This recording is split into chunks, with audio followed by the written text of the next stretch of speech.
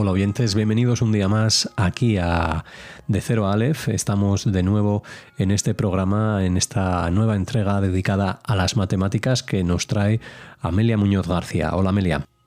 Buenas tardes. Amelia, regresamos de nuevo a este De Cero a Aleph con un matemático, en este caso, con la historia de William Browder. Pues sí, en efecto, este hombre vive entre 1934 y 2025. Lamentablemente murió muy recientemente, hace un par de meses. Y este hombre es un matemático judío-americano, pero de origen soviético, que destaca por sus contribuciones en topología algebraica, en topología diferencial y en geometría diferencial. Él tiene la suerte de entrar en Princeton y allí encuentra su nicho, podríamos decir, su hogar, y se pasa allí enseñando prácticamente 5 décadas. Antes de retirarse como emérito, pero bueno, es de estos matemáticos que se retiran, pero solamente lo podés seguir enseñando en otro sitio, que se retiran porque en un momento determinado dicen las leyes que cuando cumples determinada edad ya te tienes que retirar, pero él no quería. Comentando un poco su infancia, pues William Browder nace, como decíamos, en 1934 en el seno de una familia judía de origen soviético, y yo digo al 75% por lo siguiente. Su madre era de San Petersburgo, que en aquel momento pertenecía a la Unión Soviética, y su padre era americano, era de Kansas, pero él se muda a la Unión Soviética en 1927 que va a ser 7 años antes de nacer William, y allí va a ser donde conoce a su madre. El matrimonio va a tener 3 hijos, por cierto, Félix, Andrew y William, los 3 matemáticos. Ya hablaremos de los 2 hermanos que no tratamos en este programa en profundidad, pues en otra ocasión. Y bueno, el padre va a tener a los 2 primeros y luego se vuelve la familia a Estados Unidos, donde nace William y donde él, el padre, acabará siendo secretario general del Partido Comunista. Por eso decía yo lo del 75%. El padre es prácticamente medio soviético, al menos intelectualmente hablando, ya que va a llegar a presentarse en 2 ocasiones a la presidencia de Estados Unidos como líder del Partido Comunista Americano, y va a trabajar, y va a ser secretario general de este partido durante 11 años. Y actúa además como espía para los soviéticos. En fin, la historia de este hombre es bastante llamativa porque llega a estar en prisión por uso ilegal de pasaporte. Y bueno, él veía las cosas como que lo que tendría que suceder es una cooperación entre la URSS y Estados Unidos, primero durante la Segunda Guerra Mundial y después como las grandes potencias resultantes de esto. Y en un momento determinado transforma el partido acorde a su visión, al partido esto no le gusta y lo expulsan del mismo en 1946, y a partir de ahí desaparece de la biblioteca pública. Pero hasta entonces había sido conocido a nivel nacional, y eso va a marcar la vida de los 3 hermanos y de William en concreto, que es el más pequeño. Entonces, vemos que su madre los anima a los 3 a meterse en estudios de ciencia, intenta mantenerlos un poco apartados de todo el ambiente político y de todo el ambiente mediático en el que está metido su padre, para protegerlos, no por otra cosa. Y bueno, en este ambiente se cría William y su hermano, y bueno, su madre, Raisa, que por cierto no he comentado nada de ella, pero también se merece un breve comentario. Es profesora universitaria en la URSS de leyes cuando conoce a su padre, y ella curiosamente entra en Estados Unidos ilegalmente, cruzando por Canadá sin pasaporte, lo que además supuso una larga batalla legal para evitar que la deportaran. O sea que ya se pueden imaginar que la infancia de los 3 hermanos no va a ser fácil. No es difícil en el sentido de otros casos que hemos visto, pero en fin, que tampoco es una cosa sencilla. Bueno, William al principio no tiene un gran interés en las matemáticas, las del instituto las considera pues áridas, meras cuentas, no tienen mayor interés, porque claro, no conoce lo que son las matemáticas de verdad. La física y la química, sin embargo, se le llaman mucho más la atención, así que cuando acaba el instituto y entra en el MIT para estudiar, lo hace para cursar física. Pero la física no es lo que él se esperaba. Por un lado, no tiene la visión intuitiva de esta rama del conocimiento que otros sí tienen. No tiene la habilidad para llevar a cabo experimentos en el laboratorio, al menos la que se espera de él. pero las matemáticas comienzan a serle mucho más atractivas, porque ya sí empieza a estudiar matemáticas como son de verdad.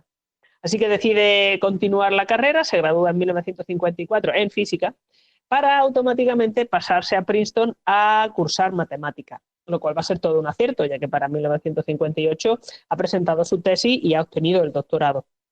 Que por cierto, su trabajo empieza siendo sobre otro tema, el trabajo del doctorado, pero su director de tesis detectó un fallo grave cuando ya llevaba cierto tiempo trabajando en ello, decide cambiar, por supuesto, el tema de la tesis.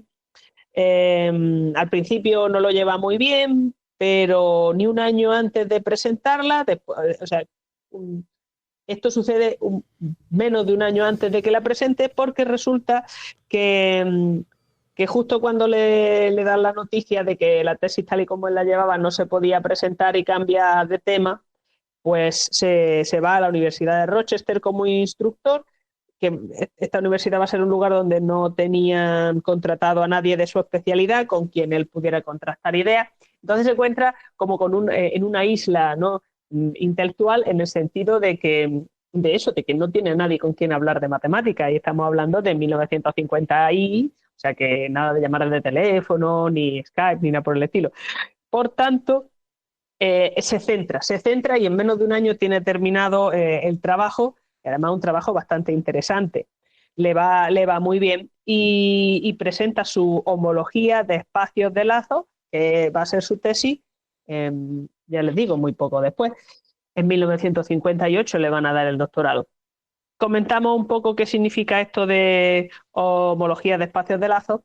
Pues miren ustedes, en topología, el espacio de lazos de un espacio topológico puntado es el espacio de los lazos, es decir, los mapas puntados continuos del círculo puntado al espacio topológico estudiado, con la topología de compactos abiertos. Vale, esto es un poco complejo, ¿no? Pero básicamente lo que a mí me interesa que veamos es que dos lazos, o sea, que un espacio topológico puntado es el que tiene un punto fijo, en el sentido de que se queda inalterado y al que se le sigue la pista a través de todas las operaciones, y va a ser siempre el mismo punto.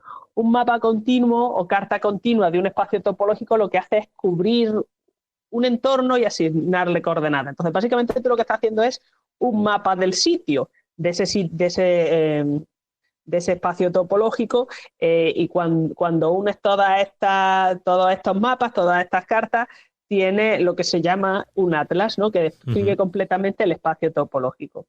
Si se llegan a superponer estas cartas, coinciden las coordenadas de cada punto en ambos sitios por medio de una función que se porte bien, ¿no?, con buen comportamiento, como se dice, y con esto se le da estructura diferenciable a los espacios topológicos, es decir, puedes derivar. Por tanto, lo que tienes es una manera de coger un espacio topológico que no conoces muy bien y lo mapeas, es decir, haces un estudio del sitio por medio de coordenadas, que eso sí ya es mucho más fácilmente manejable. Por otro lado, una homología es un procedimiento para asociar a un objeto matemático, como puede ser un espacio topológico, una sucesión de grupos abelianos, es decir, una acción funtorial. Una acción funtorial va a ser una función que va de una categoría a otra, que lo que hace es corresponder objetos con objetos y morfismos con morfismos, de tal modo que la composición de morfismos y las identidades se preservan. Es decir, una función que funciona muy bien, valga la redundancia. Todo esto es un poco complejo, así contado de viva voz, pero básicamente este hombre lo que va a hacer es ir explorando componentes básicos pero avanzados de topología. Recordemos que la topología era aquello que era la rama de las matemáticas que estudia la topología, pero sin llegar a tener en cuenta las distancias, sino que más bien tiene en cuenta las formas, en el sentido de que una esfera, por ejemplo, hay un chiste por ahí, ¿no?, que dicen que una taza, quería decir, y un do no es lo mismo, pues porque los dos tienen un agujero, ¿no? Y sin embargo, una taza no va a ser lo mismo que un vaso, porque la taza tiene asa y el vaso no. Pues con esa idea de que lo que nos interesa es ver si básicamente tienen la misma forma, salvo deformaciones, pues por ahí es por donde va a estar trabajando este hombre, pero a alto nivel. Todas estas son nociones que salen sobre todo en topología algebraica y en topología diferencial, que junto con geometría diferencial son las especialidades de William. Como decíamos, obtiene el doctorado en Princeton y este mismo año que lo obtiene lo contratan en Cornell y va a pasar allí en 5 años en esta universidad. Contratado, aunque en el curso 1959-60 lo va a pasar en la Universidad de Chicago y en Oxford porque le dan una beca postdoctoral y decide irse allí. Para 1963 se va a ir al Instituto de Estudios Avanzados de Princeton durante un año y en el 64 lo contratan como profesor de pleno derecho en el Departamento de Matemáticas de Princeton. Va a ser desde luego el más joven en llegar a este nivel y él va a estar trabajando allí, como comentábamos, durante cerca de 5 décadas. Este periodo que pasa allí se va a dedicar a lo que podríamos llamar teoría de cirugía. Él va a ser uno de sus inventores y lo que hace es unificar métodos y técnicas de diferentes ramas de la topología y aplicarla a la clasificación de variedades. Una variedad generaliza la idea siguiente. Consideren ustedes, por ejemplo, un punto en el plano que va a ser pues, una variedad de dimensión 1. Un plano en el espacio que es una variedad de dimensión 2 y que es una variedad, es decir, un objeto matemático de una dimensión menor que el objeto que lo contiene. Se llama cirugía lo que este hombre hace porque se trata de cortar partes de las variedades y reemplazarlas con una parte de otra variedad que casa por el corte o por el borde, la frontera, por donde se haga. Entonces se empieza con una variedad bien conocida, la operas y llegas a otra que tiene una característica o una propiedad que te interesa y ya a partir de ahí continúas trabajando. Bueno, pues Browder se dedica a esto gran cantidad del tiempo, le dedica mucho esfuerzo y se va a concretar este esfuerzo en textos como, por ejemplo, Cirugía en variedades simplemente conexas de 1972 y Topología algebraica y teoría algebraica de 1987. Además de esto, por supuesto, tiene una amplia variedad de artículos, pero sobre todo concentrado en este tema.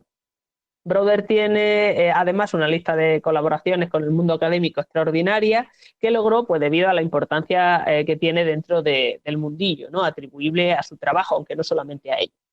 Por ejemplo, con la Sociedad Matemática Americana va a ser miembro del Consejo, nos encontramos en el periodo 1967-69, va a ser vicepresidente entre el 77 y el 78, presidente entre el 89 y el 91, y además va a participar en un montón de comités que tienen dentro de esta sociedad.